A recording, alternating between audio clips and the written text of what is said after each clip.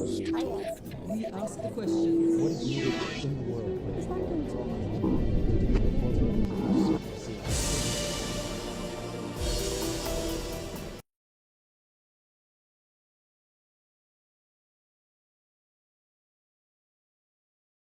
Madam President, thank you for talking to Al Jazeera. One of your first messages as a president was that Serbia must be held liable for genocide. Why is it necessary to initiate a lawsuit against Serbia in this moment? This has nothing to do with politics, absolutely nothing. It is our utmost obligation as human beings to not just talk about genocide, but to make sure that there is justice for the victims. If you go around Kosovo, you will see in particular two places where Serbia's intention to exterminate was more than just clear. One is Meja, which was called by many human rights activists as the Srebrenica of Kosovo. If you look at the pattern there, it's exactly the same as what happened in Srebrenica. It was the same intention of dividing young boys and men from their families. They were all civilians, and then in a field they were all executed. And then taken away, many of them are still missing. Many were found in mass graves in Serbia. The second place is Poklek.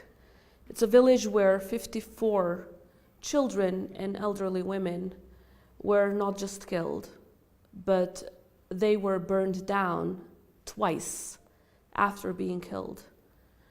There was an intention there to not just kill those innocent children as young as 6 months old, but to also wipe them out from the face of the world. Today, all 54 of them are in one grave because it was impossible to identify them. That's how much destruction there was in this country. As an international law professor and as a person that has taught legal issues related to genocide, war crimes, and crimes against humanity, I know exactly what I'm talking about. So this is not simply my obligation as an institutional leader, as the representative of the people of Kosovo, but I strongly believe it's a moral obligation of every human being in Kosovo, in the region, and wider, to talk about what the crimes of Slobodan Milosevic were. Because if we don't, we are doing a great injustice, not just to the victims, to the survivors and their families, but also blocking our way forward towards the future. I strongly believe that the true way and the only path towards reconciliation and long-lasting peace is through justice. You cannot just pretend to sew a deep wound on the skin without actually healing the wound first. And as politicians, it is our job to ask for justice for all of the victims, and at the same time to ask for the perpetrators to be in front of justice. And Serbia, unfortunately, so far, has not made sure that the perpetrators are in front of justice. How do you see the examples from this region? Macedonia won the case against Greece at the International Court of Justice, but at the end of the dispute, two countries had to sign an agreement. I am absolutely not ruling out the possibility of an agreement between Kosovo and Serbia, quite the opposite. Kosovo has been working on that since 2011, when the dialogue between the two countries started. But there are a number of extremely important principles that need to be addressed and respected during this process. First of all, the dialogue needs to happen on an equal footing because we're both independent and sovereign countries. Secondly, the dialogue must respect Kosovo's territorial integrity, sovereignty, and its internal functioning and the way how it is built from its constitutional point of view. Because we need to avoid other examples like what we were seeing in Bosnia right now. We don't need more destabilization in our region. And thirdly, it must address issues of justice. For us, making sure that we know the whereabouts of the missing persons, that more than 1,600 families in Kosovo know the whereabouts of their beloved, is the top priority in this process. So the process needs to be about the people, not about the political fate of some political leaders and a nice picture that will be sold to the world as if there is a historic success. The dialogue between Kosovo and Serbia can have historic success at a time when we find our missing persons, and at a time when Serbia not just respects, but at the same time accepts the reality, which is an independent Kosovo. And of course, as far as we're concerned, but as far as most of the region is concerned, Kosovo's independence has brought more stability and peace for the region. We've heard from U.S. Special Envoy Matthew Palmer. He repeated that mutual recognition is U.S. Goal also. In your opinion, would it be possible that the mutual recognition between Kosovo and Serbia to be a realistic and permanent solution? Well, it is really hard to envisage or to talk on behalf of Serbia. I cannot speak on their behalf, so they have their own elected leaders. But that is not just what we wish and what we want, but it's the only solution, the only final outcome that would bring peace and stability in this region. Because unless Serbia recognizes Kosovo's independence, unless there is mutual recognition that recognizes Kosovo's existence in its current borders, we will only see a Serbia in the future that continues to destabilize the region, and not just Kosovo. They continue to destabilize other countries in our region, and we will see a Serbia that gets closer and closer to Russia rather than the European Union. I think the EU has made it quite clear that Serbia's path towards European integration and joining the EU goes through Kosovo. When they say goes through Kosovo, obviously it goes through the recognition of Kosovo in its current borders. For us, our status has been determined once and forever on the 17th of February 2008. But Serbian president but it's said about time that they recognize this reality. Yeah, but the Serbian president said that recognition is not a compromise. In fact, recognition would be a compromise. The mere fact that Kosovo is going to that dialogue table without Serbia never ever repenting, without Serbia never ever asking for an apology for all the victims it has caused, without the perpetrators of those horrendous crimes standing in front of justice and getting the punishment that they deserve for these international crimes, we are still sitting on that table. We are still the good neighbor. We are still contributing to good neighborly relations. And for that reason, the compromise is there. Without them paying in front of justice, obviously, for the crimes that they have committed in former Yugoslavia, they are still being able to move forward in their European path. And that is the compromise that we are making. Compromise is something that both sides need to work on to make some concession. How can Kosovo contribute in these concessions? As I said, Kosovo is already making a compromise by sitting down with a party that has committed crimes, horrendous crimes, here in our country and has never apologized for them. So that is a compromise in itself. Secondly, we've made a long list of concessions during Ahtisaari, which have brought our country to the brink of non-functionality. And thirdly, there's another long list of big concessions made by Kosovo during all of the 10 years of dialogue between Kosovo and Serbia in Brussels, with more than 30 agreements and additional annexes that have been achieved. For that reason, we now need to sit down and discuss mutual recognition. And at the same time, for us as Kosovo, as I said, it's important to put to light the issue of the missing persons, which is one of the biggest wounds of our society after the war. Madam President, the average salary in Kosovo and in Serbia also is around 500 euros. How this legal and political process will affect the real life and well-being of the people here in this region? I think the sooner Serbia recognizes the reality of an independent Kosovo, the better it will be for the entire region to move forward, not just politically and in terms of sustainable peace, but also in terms of sustainable economic development. The rest of the world will see our region as a place where they can securely invest, and the more investment there is, the more new jobs will be, especially for the young generation.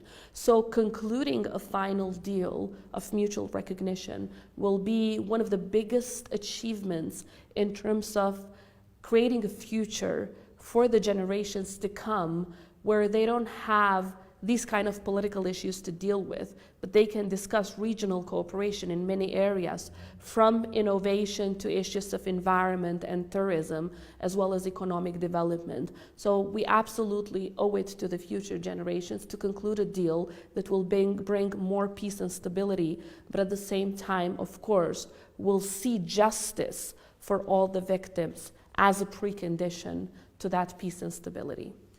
In the last period, we've heard about the circulation of so-called non-paper. Albanian Prime Minister Rama confirmed the existence of this document. Also, some Serbian and politicians from Bosnia and Herzegovina. How do you see the possibility of borders changing, as that paper document was suggesting? As you know, we have been a strong voice against such dangerous ideas and adventures, because they would be destabilizing not just Kosovo, but the entire region, and in fact beyond our region. For that reason, it is absolutely out of question, and such an idea will not be on the dialogue table. The new institutions of Kosovo that stem from the 14th of February have a clear mandate to not negotiate on issues that relate to borders or Kosovo's sovereignty and internal regulation. We will fully respect that mandate, not just because that's what the people of Kosovo want, but also because history has shown that such dangerous adventures can only bring bloodshed in our region, which we don't want. In addition, I would like to really point out that these non-papers are entirely irrelevant. We should have self-confidence. And because we know that this is a dangerous idea, we don't need a non-paper to tell us what to do. We know what to do. We know what to avoid. And one of the dangerous adventures that we will avoid at any cost is that is related to border changes. There was an exhibition from young Albanians and Serbs from Kosovo recently under the motto, "We can live together." You come from a divided city, from Mitrovica. How do you see the divisions in Kosovo society today, and do you find these initiatives key for better understanding? I think one of the main reasons why there's still division is because of the wrong policies and wrong politics. I absolutely would join the young generations of both Kosovo and Serbia in striving to find ways to live together as human beings that contribute to peace and to peaceful solutions.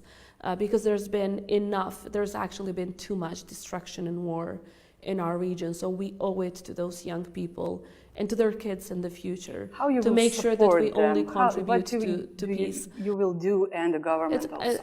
Justice is the precondition. Justice is the precondition to healing. This society needs to heal, and healing is possible if there is justice. We have never asked for revenge.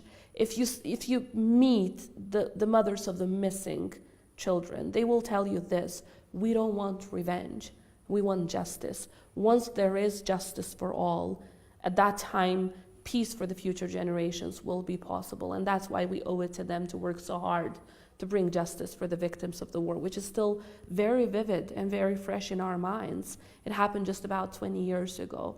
We're not talking about the Second World War. We're talking about something that all of us have seen with our own eyes and remember every single day. And that's why we need to make sure that it never happens again, and we all contribute to preventing division. We all contribute to bringing people together. Let me point out that there have been some agreements in Brussels that, in fact, instead of contributing to bringing people together, to living together, to respecting the principle of multi-ethnicity in our constitution, in which I strongly believe, they've contributed to more divisions, to more segregation, to putting Serbs aside from everyone else. That is not the way forward. That's why we will be advocating for solutions that bring people together and at the same time respect the principle of multi-ethnicity, instead of talking about autonomies and divisions that have not shown to be the right choice or the right solutions for our region. Kosovo citizens are seeking for visa liberalization for a long time now. When might they expect visas to be a history? Well, unfortunately, that's not an answer that I will be able to give. It's a question that should be addressed primarily perhaps to the President of France and to very few other countries that still have questions on a process on which Kosovo has delivered many years ago. Kosovo has fulfilled double the amount of criteria compared to any other country in the region. We have been deserving of visa liberalization for quite some time, and it is unfortunate that the European Union is being able to deliver on visa liberalization for even countries in Latin America or the Far East, but it has not been able to deliver on Kosovo, which is part of Europe. So for that reason, we of course continue to call on EU member states to positively address this issue as soon as possible, because they are 3 years too late. Of course, we are the most pro-EU country in our region and beyond, in fact. But at the same time, it's about time that the EU keeps their promises. It's about time that they deliver on visa liberalization, because it's also a matter of EU credibility in the region. What do you expect in terms of further recognition of Kosovo? Russia, China, and few others European countries still haven't recognized Kosovo. We don't expect Russia to move forward with this at this time, because their aim is to destabilize the region and to increase their influence in the region. But of course, we will be working closely with democratic nations around the world, in Europe and elsewhere, to convince them that Kosovo's independence, as the ICJ stated, is in line with the international in line with international law. And at the same time, it is the solution that brings stability to the region and beyond. It is the will of the people, and the will of the people of Kosovo should be respected. There are countless arguments which, of course, are in favor of recognizing Kosovo, and we're very happy that so far we've gained the recognition of more than half of the nations around the world, but we still need to continue to work to strengthen our statehood until we become an equal member of the community of nations in international relations. And of course, membership in international organizations is quite an important part of our foreign policy agenda. Madam President, how do you see the legacy of ex-President Hashim Thaçi and the ex-leaders of Kosovo Liberation Army? Most of them are facing indictments for war crimes. We have obviously had political differences in the past with Mr. Thaçi and some of the other leaders. However, there's one thing we all agree on. We all jointly contributed to Kosovo's freedom and independence, and that is a contribution that should be recognized. At the same time, of course, you know that it was the Assembly of Kosovo, with their own will, with 2/3 of votes, that has established the specialist chambers, which have to work in line with Kosovo laws and Kosovo's constitution. In that sense, of course, since I'm neither a judge nor a prosecutor, I will not be making political statements about the work of the specialist chambers. It's a legal issue, and we will be expecting its outcome. But I think every one of us needs to understand the contribution that these leaders have given to international justice by voluntarily working with the specialist chambers. And at the same time, I have to emphasize that the Kosovo Liberation Army was an army that stemmed from the people, fought for the liberation of the people of Kosovo, protected the people of Kosovo from the Milosevic aggression. And in that sense, I would put emphasis to the word liberation, because all of its effort was to liberate Kosovo from a genocidal regime.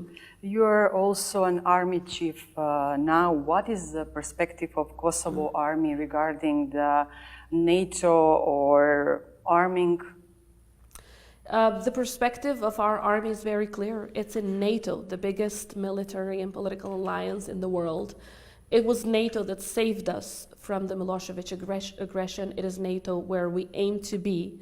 It's our strategic orientation, and we're working very closely with our US partners as well as other partners at NATO to make sure that we make steps ahead.